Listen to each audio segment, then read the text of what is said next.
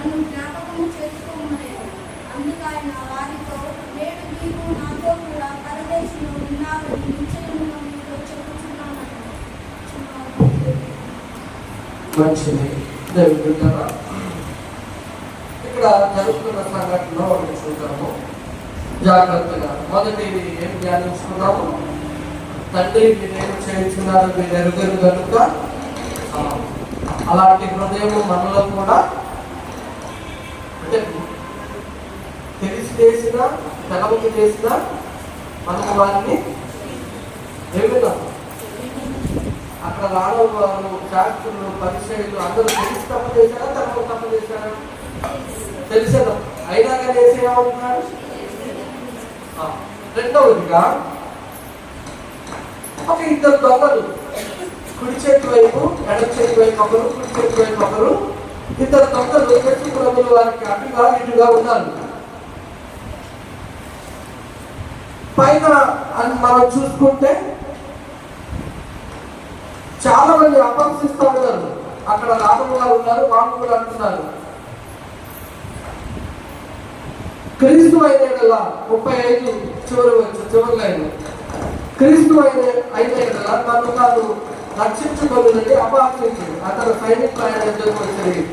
సరే, అక్కడ పైన కూడా ఏం చేస్తున్నాం? అపహసిస్తున్నారు. అక్కడ ఇక్కడ 39వ వచనంలో ఆ వేలాడ వేయబడిన ఆ నేరస్తుల్లో ఒకవైపు ఉన్న వ్యక్తి ఆయన అంటాడు, ఆ సైనికులు ఏ మాట మాట్లాడుతున్నారో ఇతను కూడా అదే మాట.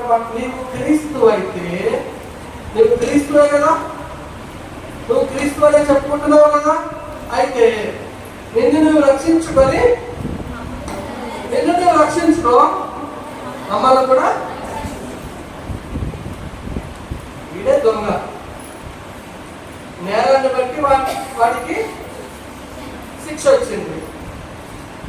ఈయన ఏం చేశాడని ఆ దొంగ మరలా అపహసిస్తున్నాడు అంటే, ఎందుకు అపహసిస్తున్నాడు తెలుసా?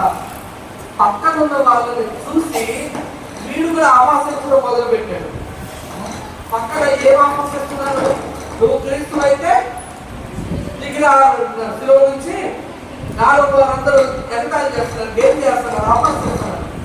సేమ్ అదే మాట ఈ ఒకవైపు దొంగ అంటున్నాడు, నువ్వు క్రీస్తువే కదా, అయితే నిన్ను రక్షించుకొని మమ్మల్ని కూడా. మనకు కూడా ఒక రోగం ఉంది చెప్పండి. దీన్ని బట్టి మనకు కూడా రోగం ఏంటో చెప్పండి. నేను ఫస్టే చెప్పాను, మనం చేసే పాపాలు మీకు ఉంచుతాను. మనం అంటున్నాను, మీరు అనట్లేదు. మనం చేసే పాపాలు మనం ఉంచుతాను. వాటిల్లో ఎందులో నుంచి మనం దేవుని వైపు తిరిగామో మీరు తెలుసుకోండి. మొదటి అవగాహన చెప్పేశాను. అందులో ఎంతమంది క్షమించుకుంటున్నామో మీ మనసాక్షి తెలుసు. రెండవది, ఎంతమంది ఇతరులు చెప్పిన దాన్ని నమ్మి అపహసిస్తున్నాము. ఎంతమంది ఇతరులు చెప్పిన దాన్ని నమ్మి మనము త్వరగా ఏం చేస్తున్నాము? తీర్పు తీర్చేస్తున్నాం, న్యాయం చెప్పేస్తున్నాం. నువ్వు క్రీస్తువే కదా, అయితే నువ్వు దిగు, మమ్మల్ని కూడా దించు అంటున్నావు. మనకు కూడా అదే అలవాటు ఉంటుంది. మొదటితో మాట్లాడుతున్నాం, అవునా కాదు? ఎవరన్నా దానికి ప్రత్యక్ష ఉదాహరణ చెప్పండి. ఎవరన్నా దెయ్యం పట్టింది అని ఎవరైనా చెప్పారు అనుకోండి, మనం ఎవరన్నా అవుతాం. అయితే ఎవరికైనా దెయ్యం పట్టింది అని ఎవరన్నా అన్నావు అనుకోండి, పలానా వాళ్ళు పట్టారు అని ఎవరన్నా అన్నారు అనుకోండి, ఏమైనా పరిస్థితి చెప్పండి. ఒక్కరన్నా హెచ్చి అది కాదు అని అనగలమా?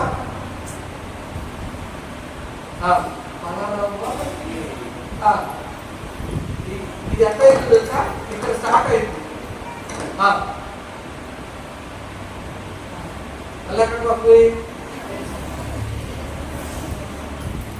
ఎవరి దగ్గర స్టార్ట్ అయిందో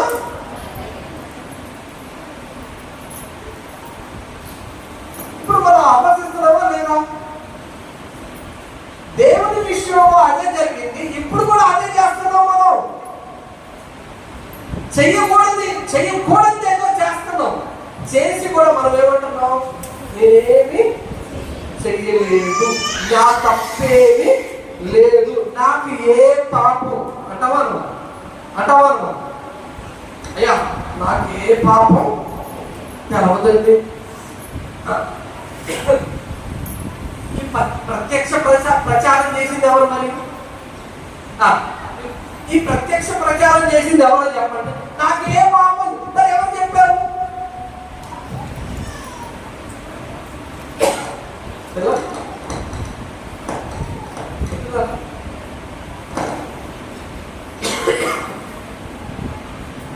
జాగ్రత్త దేవుడు బిడ్డలారా, మన నోట్లో ఎప్పుడు అపహాస్యమే ఉంటుంది, ఎప్పుడు ఇతరుల గురించి తక్కువ చేసి మాట్లాడుతున్నాడు. బైబిల్ ఏం చెప్తుందో తెలుసా? ఎప్పుడైనా విన్నారా? నీ సహోదరుని నీకంటే గొప్పవాడిగా ఎలా చూడాలంటే, మన సహోదరుని మనకంటే యోగ్యుడిగా చూడాలంట. మనం చూడగలమా? ఎవరు అన్నా మనం చూడగలమా? ఎవరన్నా వచ్చి ఆడు మంచోడా అంటే ఎప్పుడన్నా ఆడు చాలా మంచోడు అని ఎప్పుడన్నా చెప్పావా? అక్కలు, చెల్లెళ్ళు, అమ్మలు, అన్నలు, తమ్ముళ్ళు, ఆడు మంచోడా అని ఎవరు అడిగితే మనం వాడు మంచోడు అని, లేదు చాలా మంచోడు అని చెప్పావా? అంటే మన నోట్లో వచ్చి మొట్టమొదటి మాట ఏంటో చెప్పండి, ఆడంత ఎదవా. అవునా కదా? ఆడంత ఎదవా. ఇంకొకటి, ఆడు మంచోడే కావచ్చు పాపం, కానీ మనం వాడు మంచి చెప్తామా? ఆడు మంచోడే చెప్తే మనం ఏమవుతాము? చెడ్డవుతాం. మన వాడిది ఆడు మంచోడని చెప్తే మనం ఏమవుతాము? మనం చెడ్డవు అవుతాం. అది మన బాధ. నిజాన్ని మనం ఎప్పుడు, కానీ రెండో దొంగ ఉన్నాడు.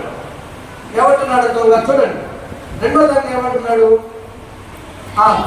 అయితే రెండవ వాడు వారిని కల్పించి, చదవండి, నీవు అదే శిక్షా విధిలో ఉన్నావు కనుక దేవునికి భయపడవా?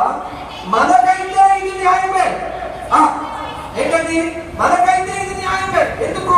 మనం చేసిన వాటికి తగిన ఫలము పొందుతున్నాము, కానీ ఈయన ఏ తప్పిదమో చేయలేదని చెప్పి ఈయన ఏ తప్పిదమో చేయలేదు అని ఈయనకి ఎట్లా తెలిసింది?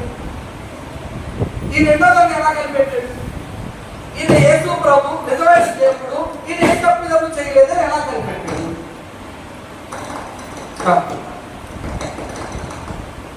చెప్పండి. పోయి ఈయనతో పాటు ఏమైనా ట్రావెల్ చేశాడా? ఈ 3 గంటలు 6 గంటల నుంచి 9 గంటలు సిలువ వేయడానికి తీసుకొచ్చినప్పుడు యేసు ప్రభు వాళ్ళతో తెలిసి ఏమైనా నడిచాడా? లేదు. ఎక్కడున్నాడు? సిలువ వేయడానికి వచ్చినప్పుడు అటువైపు ఒక దొంగని, ఇటువైపు ఒక దొంగని సిలువ వేశారు. అప్పుడు ఆ క్షణంలోనే యేసయ్య మొహం చూశాడు. మరి ఎందుకు ఈ వ్యక్తిలో మారు మనసు వచ్చింది? ఏ గమనించాడు ఈ వ్యక్తిలో? ఈ వ్యక్తి యేసయ్యలో ఏ గమనించాడు?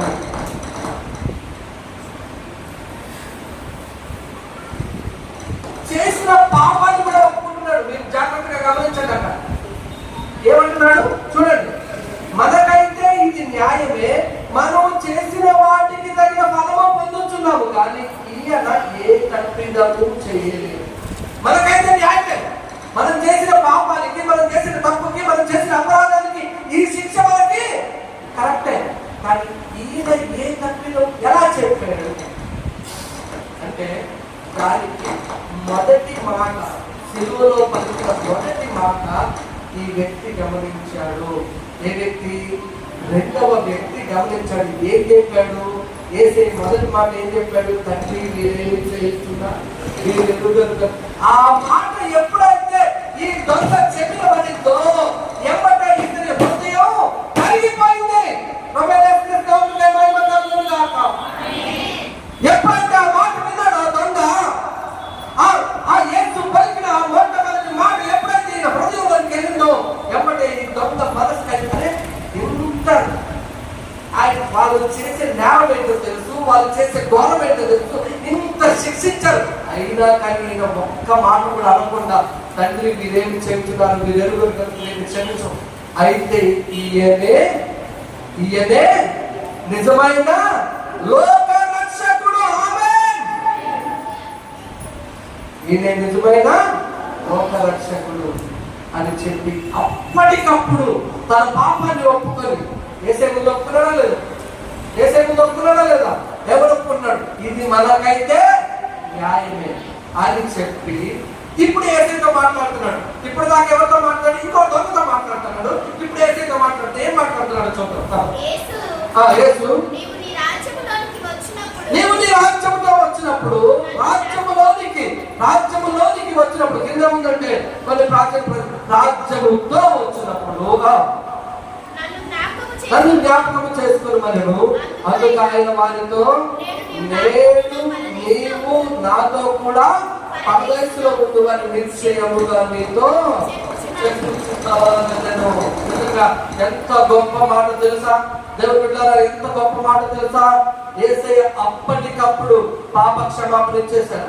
యేసయ్య అప్పటికప్పుడు పాపాలను క్షమించేశారు. యేసయ్య అప్పటికప్పుడు ఆ దొంగ ప్రార్థన విన్నారు. యేసయ్య అప్పటికప్పుడు ఆ దొంగ ఎంత నిజాయితీగా ప్రార్థన చేశాడో ఆయన చూశారు.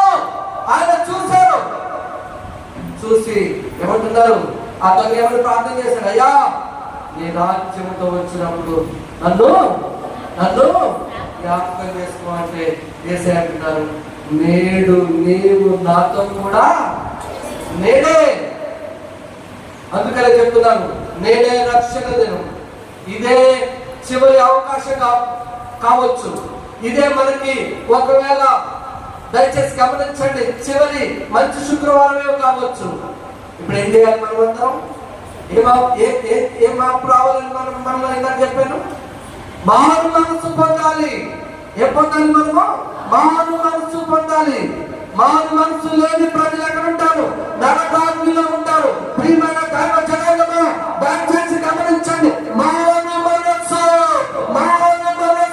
ఆ దొంగకి మారు మనసు వచ్చింది. అప్పటికప్పుడు ఆయన పశ్చాత్తాపడ్డాడు. అయ్యా, మమ్మల్ని క్షమించమన్నాడు. అప్పటికప్పుడు యేసయ్యను ప్రాధాన్యపడుతున్నాడు. అయ్యా, నువ్వు నీ రాజ్యముతో వచ్చినప్పుడు నన్ను కూడా జ్ఞాపకం చేసుకోండి. యేసయ్య ఆ క్షణంలోనే ఆయనతో అంటున్నాడు, నేడు నీవు నాతో కూడా. ఎంత భాగ్యం అండి! యేసయ్య ఎక్కడికి వెళ్తున్నాడు అక్కడ చెప్పేశారు, నేను పరదేశంలోకి వెళ్తున్నాను, నాతో పాటు నువ్వు కూడా వద్దువు. కానీ దొంగకి క్షమాపణ దొరికింది, కానీ ఇంకొక దొంగకు దొరకలేదు. ఈ దొంగకి ఆ దొంగకి ఏం తేడానో మీరు గమనించారా? ఈ దొంగకి ఆ దొంగకి ఏం తేడానో మీరు గమనించారా? ఈ దొంగ చేసిన పాపాన్ని ఒప్పుకొని యేసయ్య దగ్గర పశ్చాత్తాప పడ్డాడు. ఆ దొంగ యేసయ్యను దూషిస్తా ఉన్నాడు. నువ్వు క్రీస్తు అయితే నిన్ను నువ్వు రక్షించుకొని. మనం ఏ జాబితాలో ఉన్నాం బిడ్డలారా? మనం ఏ జాబితాలో ఉన్నావు? ఎవరి హృదయానికి వాళ్ళకి తెలుసు నువ్వు ఏ జాబితాలో ఉన్నావు. ప్రార్థన చేద్దాం. అలా తలలో ఉంచండి, ప్రార్థన చేద్దాం. తలలో ఉంచండి, ప్రార్థన చేద్దాం. శిరోమణి